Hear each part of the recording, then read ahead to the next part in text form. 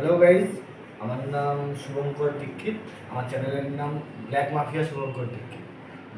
যদি আমার ভিডিওটা ভালো লেগে থাকে তাহলে শেষ পর্যন্ত দেখুন এবং চ্যানেলটিকে সাবস্ক্রাইব করুন। আজকে যে ব্যাপারটা নিয়ে আমি কথা বলতে চাই, ব্যাপারটা হচ্ছে অ্যাঙ্গার ম্যানেজমেন্ট। রাগ কীভাবে আমরা কন্ট্রোল করব, রাগ কন্ট্রোল করার পদ্ধতি কী।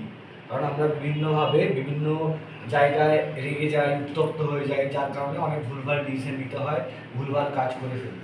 রাগ থেকে কীভাবে বলবো? প্রথমে বলি, রাগ কেন আসে আমাদের মধ্যে, রাগ আসার কারণ কী।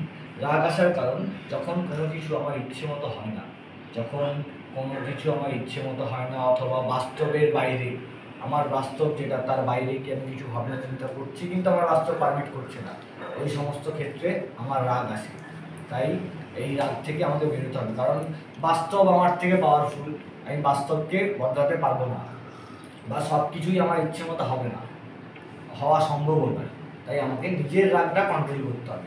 রাগ যদি আমি কন্ট্রোল না করতে পারি, এর ফলে আমার কিন্তু সম্পর্কের ক্ষতি হলেও হতে পারে, বিভিন্ন জায়গায় আমার সাথে খারাপ ব্যবহার হলেও হতে পারে, বিভিন্নভাবে ব্যতিব্যস্ততার সম্মুখীন হলেও হতে পারে। তাই আমাকে রাগ কন্ট্রোল করতে হবে। এই রাগ কন্ট্রোল করার পদ্ধতি, যেমন ধরুন, রাগ কন্ট্রোল করতে হলে আমাকে তিনটে জিনিস অবলম্বন করতে হয়, তিনটে পদ্ধতি। যেমন তার মধ্যে আছে রিয়্যাক্ট, রেসপন্স আর ব্যালেন্স। ঠিক আছে, রিয়্যাক্টটা কীভাবে কাজ করে? রিয়্যাক্ট, আমি কোনো কিছু বিষয়ে রেগে গেলাম, আমি ওই ক্ষেত্রে যদি রিয়্যাক্ট করতে যাই বা পাল্টা জবাব দিতে যাই, তখন কিন্তু আমাকে বিভিন্নভাবে সমস্যায় পড়তে হয়, যার কারণে আমার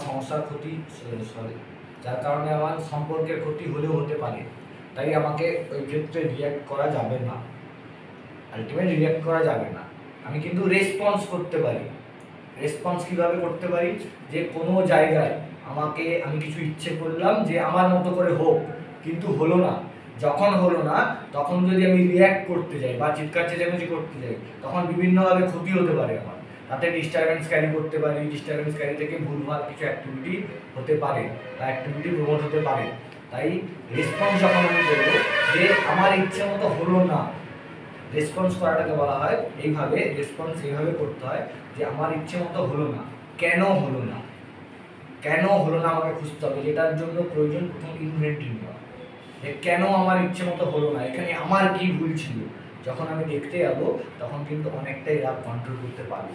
এবং তারপরে আসছে ব্যালেন্স। ব্যালেন্স যখন আমি করবো, এই ক্ষেত্রে ব্যালেন্স করতে গিয়ে আমি দেখবো যে আমার কাছে একটাই সলিউশন পাওয়া যাবে, যে আমার ইচ্ছে মতো হলো না, এখানে আমার কি ভুল। আমি যখন আইডেন্টিফাই করতে পেরেছি, তখন কিন্তু আমি আলোচনায় আসতে চেষ্টা করি। যারা আমার সামনে রয়েছে বা যারা আমাকে সাহায্য করতে পারে, তাদের সাথে আমি আলোচনা করি।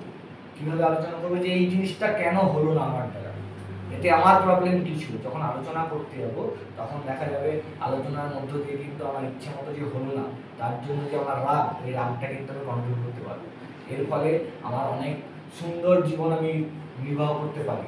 আর তারপরে বলি, আমি অ্যাঙ্গার ম্যানেজমেন্ট কীভাবে করবো আমি বললাম, কিন্তু একটা কথা মনে রাখবেন, আমি কিন্তু কোনো সাইকিয়াট্রিস্ট নয়। আমি একজন অ্যাডিক্ট। আমার কোনো না কোনো রিহ্যাবের ট্রিটমেন্ট রয়েছে। যে পদ্ধতি আমাকে শেখানো হয়েছিল, সেই পদ্ধতি অনুযায়ী কাজ করে আমি দেখেছি ফলাফল কিন্তু ভালো পেয়েছি। আজকে আমাকে সমস্ত বিষয়ে রেগে যেতে হয় না, বা রেগে গেলেও আমি ব্যাপারটাকে রেসপন্স করি, তারপর ব্যালেন্স করি। করলে আমি দেখি আমার সম্পর্কের ক্ষতি হয় না, আমার সাথে ঝগড়াঝাটি, ঝামেলা, ব্যতিব্যস্ততার সম্মুখীন হতে হয় না। এর ফলে আমার একটা সুন্দর জীবন আমি নির্বাহ করতে পারি। এর ফলে বিভিন্নভাবে বিভিন্ন কিছু আমি ফিরে পেতে শুরু করেছি। তাই সবাইকে বলছি, যারা এই ধরনের প্রবলেমের মধ্যে থাকেন, হুট কথায় রেগে যান বা নিজের রাগ কন্ট্রোল করতে পারেন না, তাই তাদেরকে বলছি এই পদ্ধতিগুলো অবলম্বন করুন। আর যদি কোনোভাবে আমার সাহায্যের প্রয়োজন হয়, অবশ্যই আমার কমেন্ট বক্সে লিখুন হেল্প।